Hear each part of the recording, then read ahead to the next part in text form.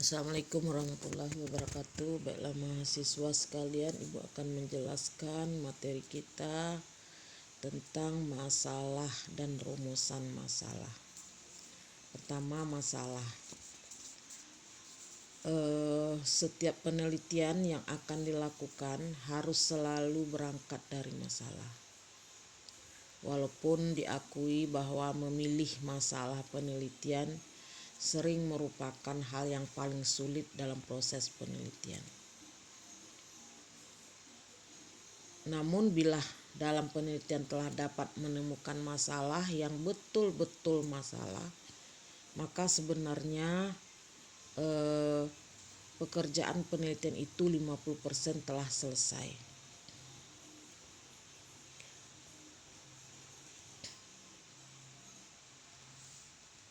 Oleh karena itu, menemukan masalah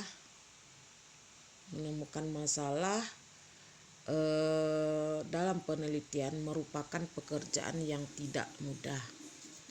Tetapi setelah masalah dapat ditemukan, maka pekerjaan penelitian akan segera dapat dilakukan. Bagaimana cara menemukan masalah? Berarti kalian harus pergi ke tempat di mana kalian mau meneliti.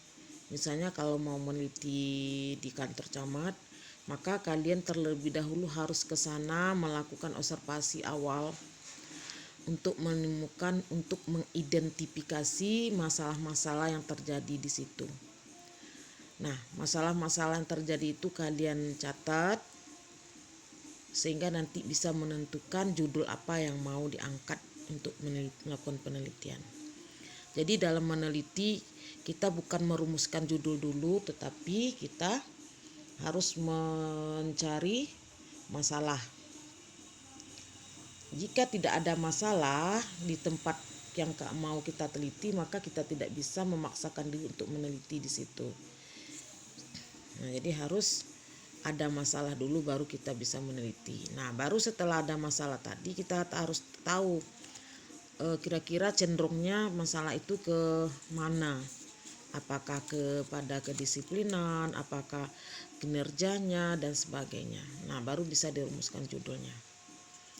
Itu masalah. Sekarang kita lihat mengapa harus ada masalah tadi kan, karena penelitian itu dilakukan untuk memecahkan masalah yang terjadi.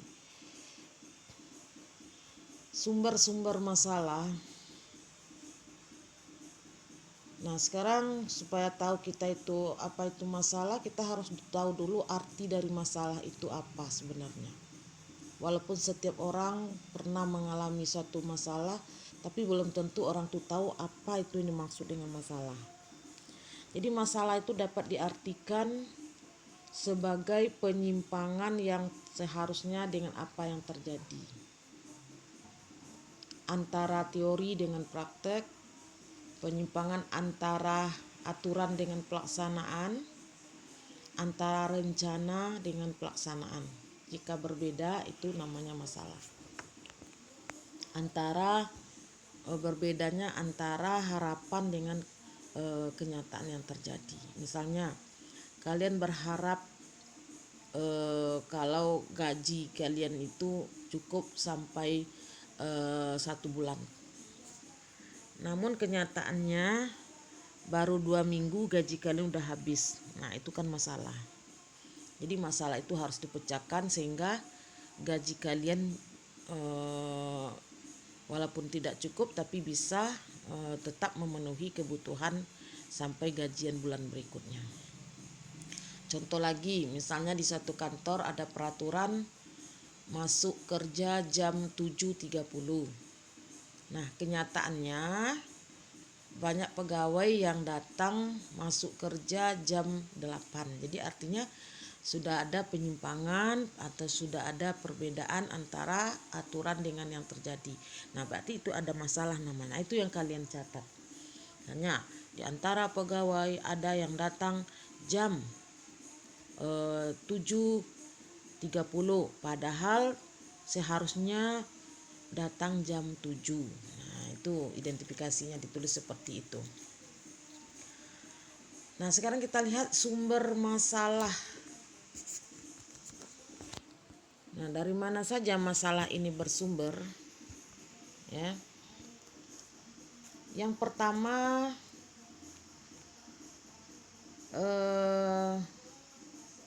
masalah itu bersumber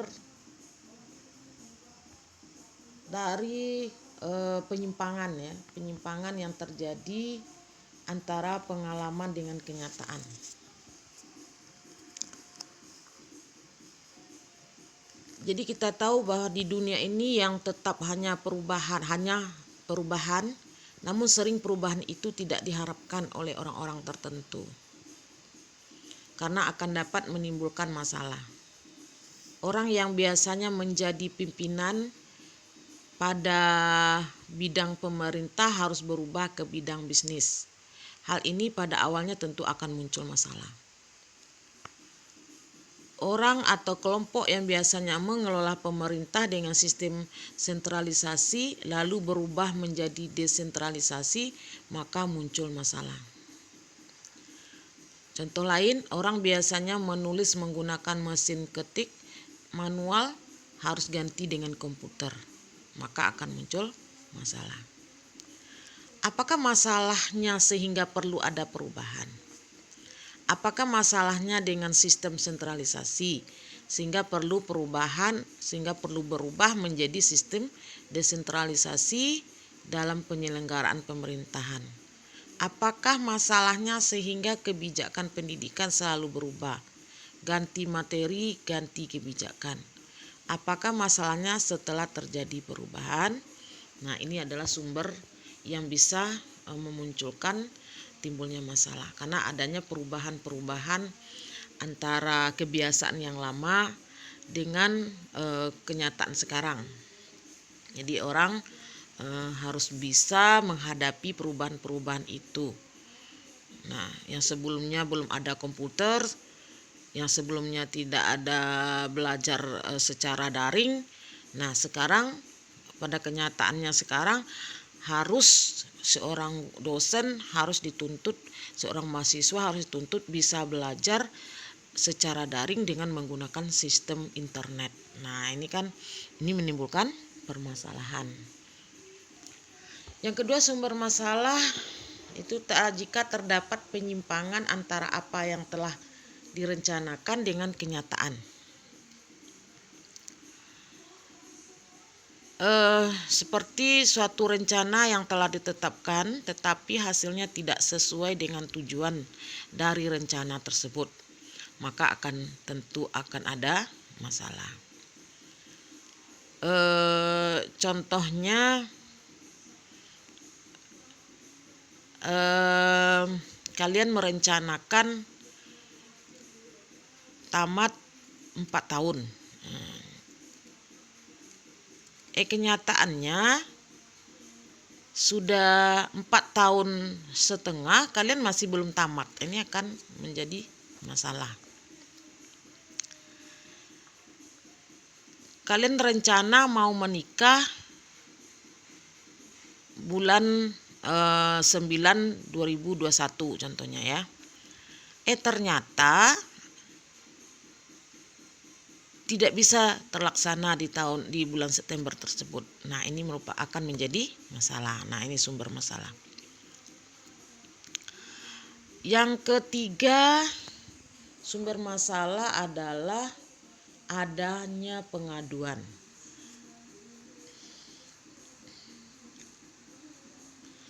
Dalam suatu organisasi yang tadinya tenang, tidak ada masalah, ternyata setelah ada pihak tertentu yang mengadukan produk maupun pelayanan yang diberikan, maka akan timbul masalah dalam organisasi itu.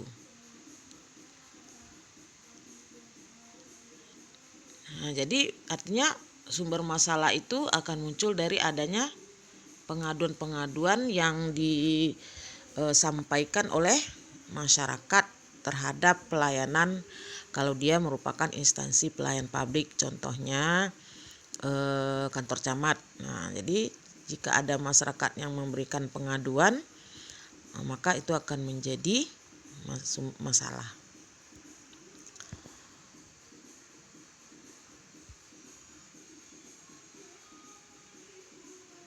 Kemudian sumber masalah berikutnya dengan adanya kompetisi.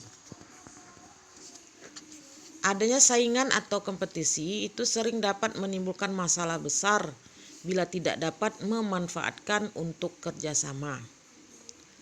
Misalnya perusahaan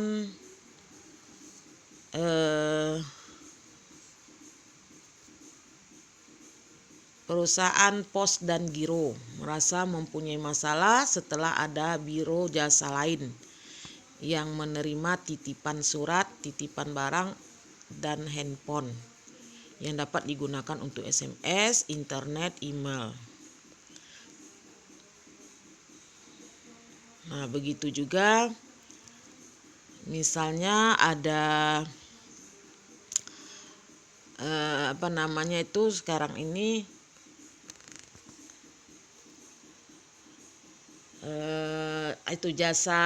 jasa pengiriman barang. Contohnya ada JNT, JNE, ya kan? Sehingga kantor pos mengalami masalah karena orang sudah tidak banyak lagi menggunakan jasa pos karena ada saingannya yang baru yaitu JNT, JNE dan sebagainya.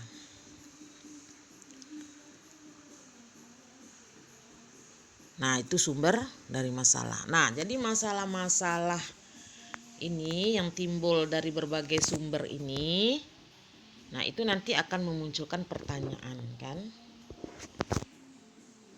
Dia akan memunculkan pertanyaan. Nah, pertanyaan yang muncul dari masalah-masalah tadi itu disebut dengan rumusan masalah. Jadi rumusan masalah itu berbeda dengan masalah. Apa bedanya tadi? Kalau masalah merupakan kesenjangan antara yang diharapkan dengan yang terjadi. Maka rumusan masalah itu merupakan suatu pertanyaan yang akan dicarikan jawabannya melalui pengumpulan data. Nah, jadi rumusan masalah adalah suatu pertanyaan yang akan dicarikan jawabannya melalui pengumpulan data. Jadi pertanyaan ini muncul, rumusan masalah ini muncul dari masalah-masalah yang ditimbulkan tadi, masalah-masalah yang terjadi. Tuh.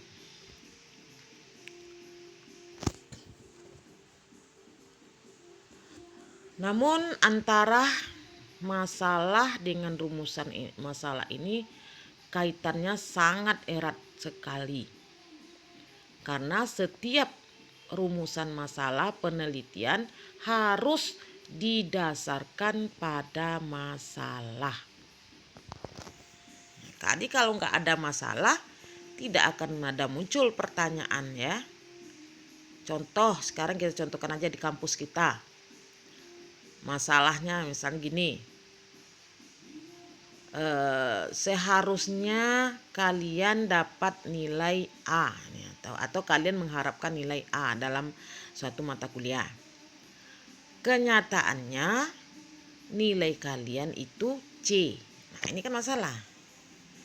Nah, dengan adanya berbedanya harapan kalian yang kenyataan kalian terima, maka akan muncullah berbagai macam pertanyaan di kepala kalian, kan? Mengapa kok saya dapat nilai C? Saya kan rajin. Nah, ini contoh. Bagaimana bisa kok saya dapat nilai C? Nah, dan banyak lagi pertanyaan-pertanyaan lain yang muncul dari masalah tersebut. Nah, rumusan masalah ini itu ada 3 macam, ya, bentuknya. 1, rumusan masalah deskriptif.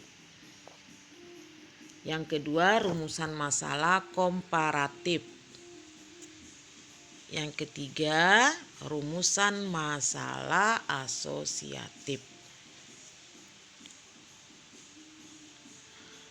Rumusan masalah deskriptif adalah rumusan masalah yang berkenaan dengan pertanyaan terhadap keberadaan variabel mandiri, baik hanya variabel pada satu variabel atau lebih.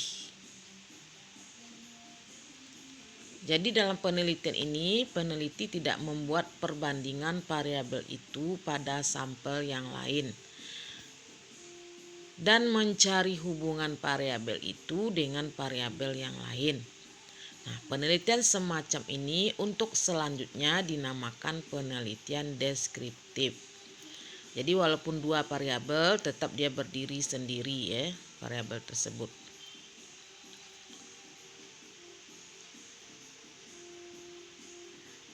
Nah, ini variabel rumusan masalah deskriptif.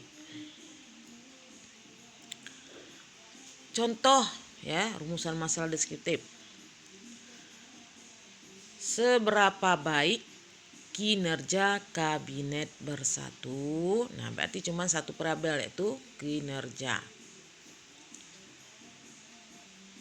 Kemudian yang dua variabel, contohnya seberapa tinggi tingkat kepuasan dan apresiasi masyarakat terhadap pelayanan pemerintah daerah di bidang kesehatan.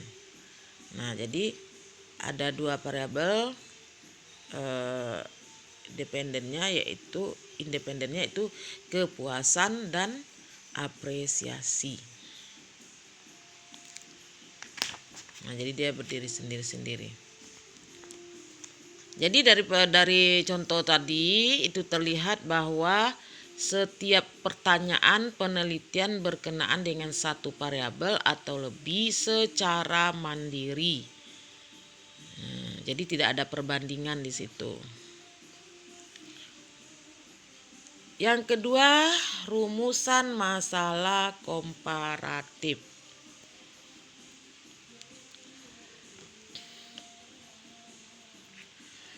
Rumusan masalah komparatif adalah rumusan masalah penelitian yang membandingkan keberadaan satu variabel atau lebih pada dua atau lebih sampel yang berbeda atau pada waktu yang berbeda.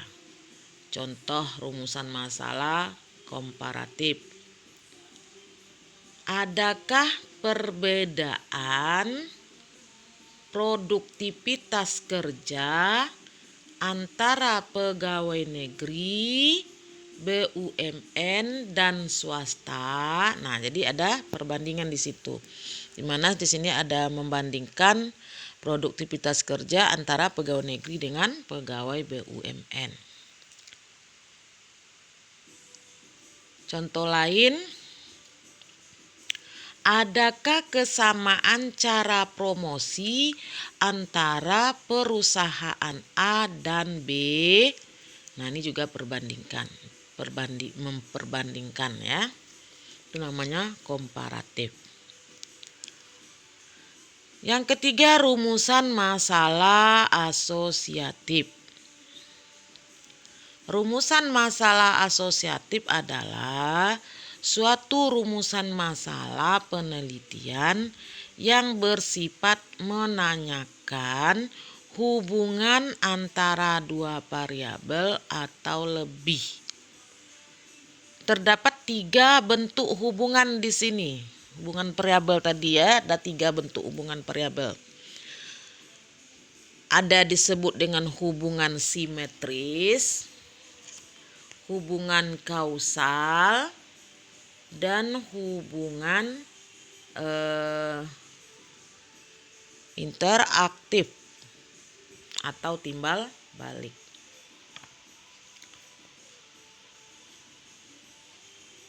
Yang pertama kita lihat dulu hubungan simetris.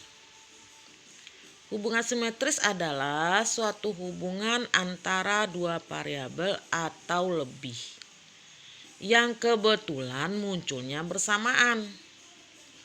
Jadi bukan hubungan kausal maupun interaktif. Contoh, adakah hubungan antara banyaknya semut di pohon dengan tingkat manisnya buah? Itu contoh. Itu namanya hubungan simetris. Ya. Dimana tadi simetris itu hubungan antara dua variabel atau lebih yang kebetulan munculnya bersamaan. Ya kan? Jadi munculnya tidak disebabkan atau dipengaruhi yang lainnya. Contoh tadi, banyaknya semut itu di pohon. Apakah ini bersamaan dengan datangnya bersamaan dengan manisnya buah?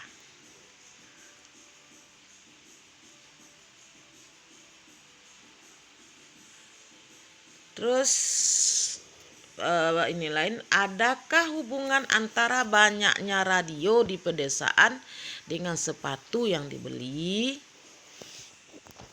Ini kan hubungan itu namanya simetris ya, sejajar.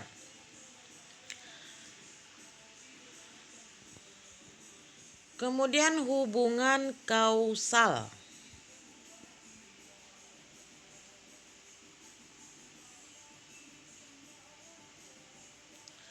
Hubungan kausal adalah hubungan yang bersifat sebab akibat.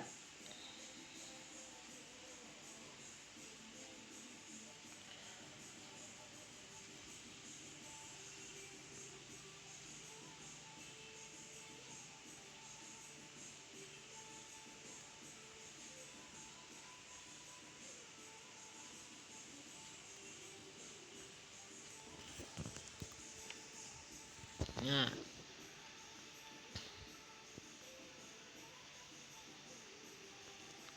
jadi hubungan rumusan kemudian hubungan apa lagi yang ketiga tadi? Hubungan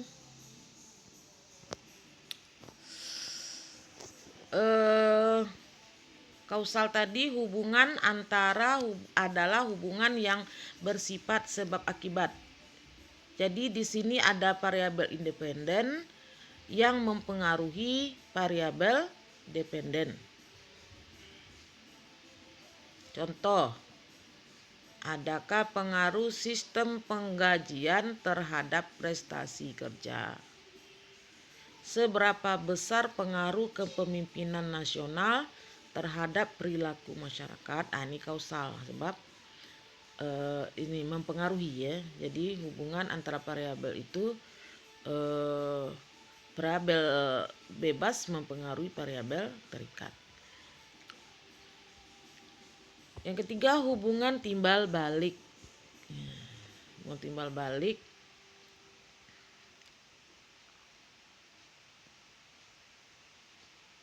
atau hubungan kausal tadi disebut juga dengan hubungan asimetris, di mana variabel independen mempengaruhi variabel dependen. Hubungan timbal balik adalah hubungan yang saling mempengaruhi. Di sini tidak diketahui mana variabel independen dan mana variabel dependennya. Contoh, hubungan antara motivasi dan prestasi. Di sini dapat dinyatakan motivasi mempengaruhi prestasi dan juga prestasi bisa mempengaruhi motivasi. Nah, itu bentuk-bentuk rumusan masalah. Nah, jadi cukup itu dulu yang Ibu jelaskan. Nanti silakan kalian ulang-ulang penjelasan Ibu itu sampai kalian memahaminya dan sambil melihat di buku Sugiono yang sudah Ibu suruh beli ya. Oke. Assalamualaikum warahmatullahi wabarakatuh.